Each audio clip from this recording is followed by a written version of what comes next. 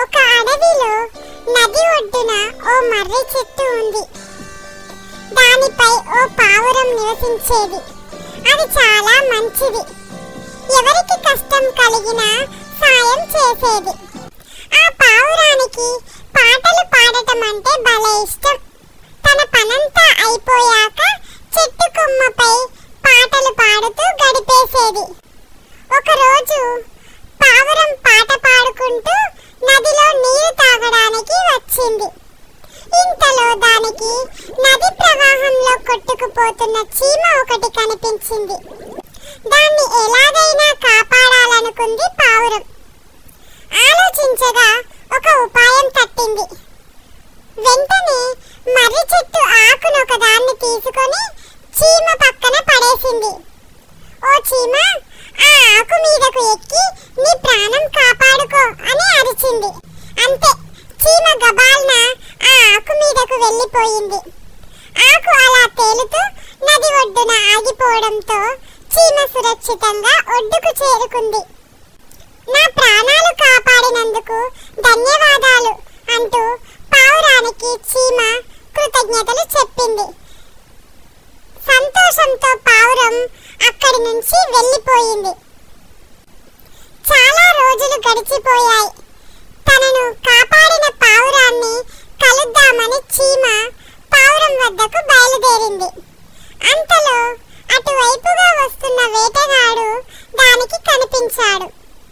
అతడు పక్షులు, జంతువుల కోసం 4 వైపులా గాలించడం చీమ చూసింది. చెట్టుపై పాట పాడుకుంటున్న పావురంపై వేటగాడి దృష్టి పడింది. కానీ పావురం అతడిని గమనించలేదు. తన మానాన తాను పాటలు పాడుకుంటోంది. వేటగాడి విషయం పావురానికి ఎలా తెలియజేయాలో చీమకు అర్థం కాలేదు. ఇంతలో వేటగాడు ఓ బాణం తీసి పావురం వైపు గురిపెట్టాడు.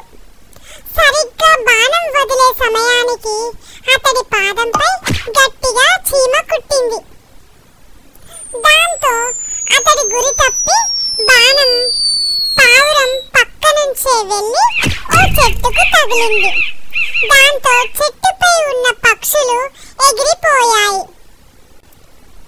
ఈ అలజడిని గమనించి ఏం జరిగిందా అని చూసిన పావురానికి పాడు చీమ సరిగ్గా ఇప్పుడే కుట్టి నా గురి తప్పించింది అంటూ వేటగాడు కిందికి చూడడం గమనించింది.